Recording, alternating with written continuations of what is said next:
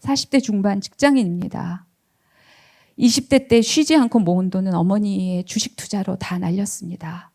그 후에 지금껏 엄마의 생활비도 계속 제가 되고 있습니다. 성인이 된 이후에 저는 제 월급을 편안하게 쓰는 건 사치라 여길 정도로 늘 가족을 위해 써야만 했습니다.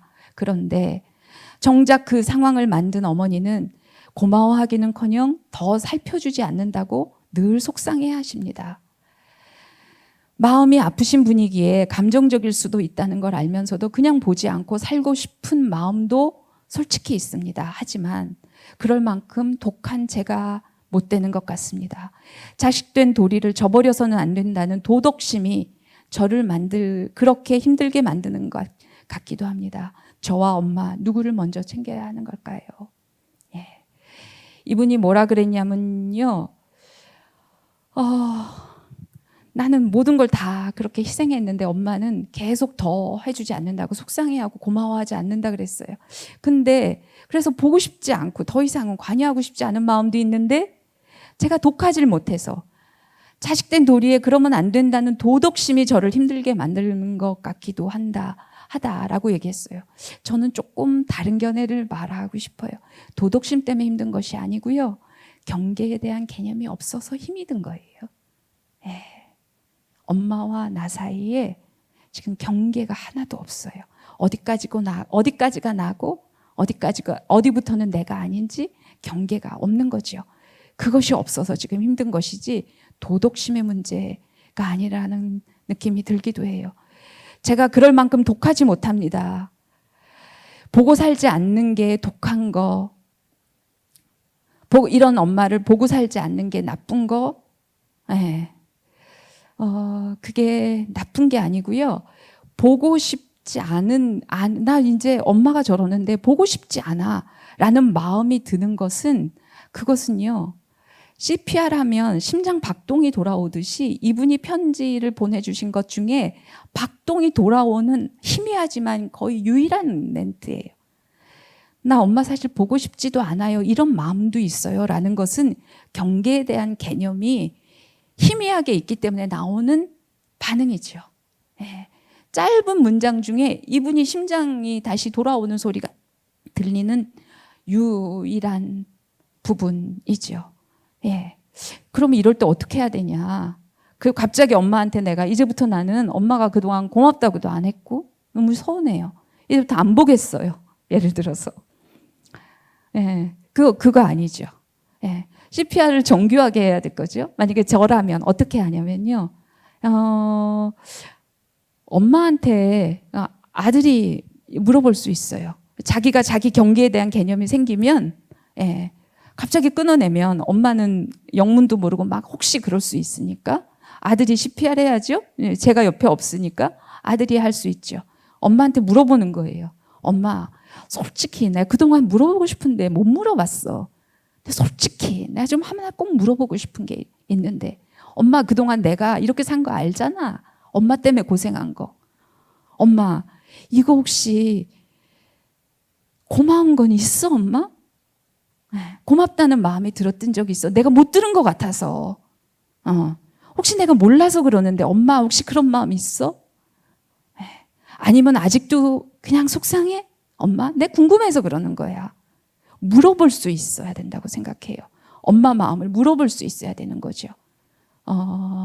그럼 엄마가 그때서야 미처 얘기 못하고 그냥 관성적으로 아들이 받아주니까 하다가 아이고 얘 내가 왜 고마운 생각이 없어.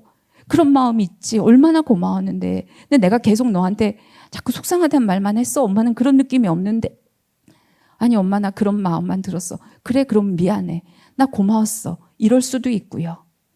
예. 근데 이럴 수도 있지만 아닐 수도 있어요. 그렇죠? 예. 40대 중반이라 그랬어요. 근데 계속 이렇게 희생적으로 했는데 계속 속상하다 그러면 언제 이렇게 짜증내면서 한번 확 얘기할 만도 하잖아요.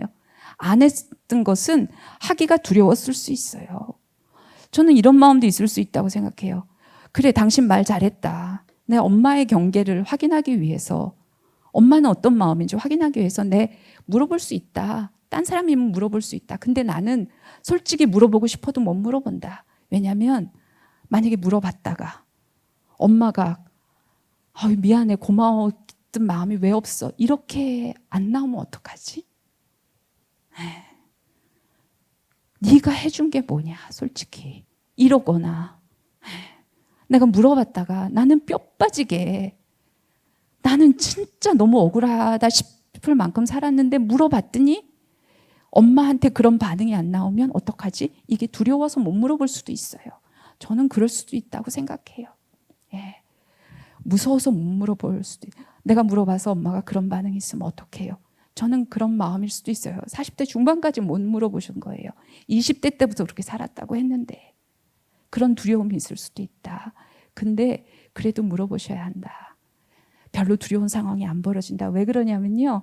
물어봤더니 극단적인 경우지만 그럴 수도 있죠. 그래, 네가 해준 게 뭐 있냐? 딴 집 자식들은 얼마도 해줬대더라. 달랑 그거 가지고 엄마한테 지금 이럴 수 있죠. 그런 마음을 들으면 어떡하나요? 그러면요, 마음이 차분해져요. 마음이 차분해져요. 마음속에 정리가 확 돼요. 그래, 우리 엄마가 이런 사람이었구나. 그게 우리 엄마구나. 내가 그동안 물어볼까 말까. 그래도 나한테 이런 마음도 좀 있었는데, 이렇구나. 요즘 말하면 현타가 오는 거죠. 현타가 오는 거죠. 그러면 슬프죠. 아프죠. 그 아픔을 다뤄야 하는 문제지.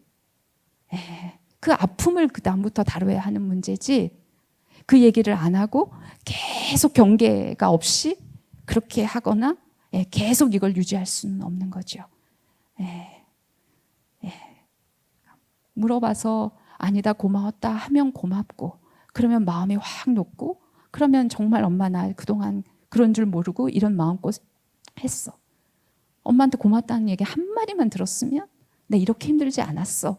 이런 말 막 나올 수도 있어요.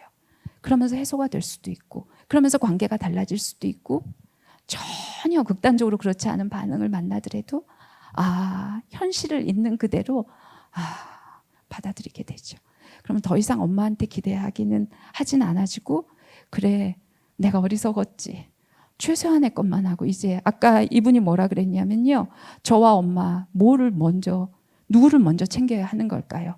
자기가 먼저입니다. 이런 얘기 해봐야 소용없어요. 소용없어요. 그래도 제가 아들인데 이게 진도가 안 나가요. 거기서 벗어나지 못해요.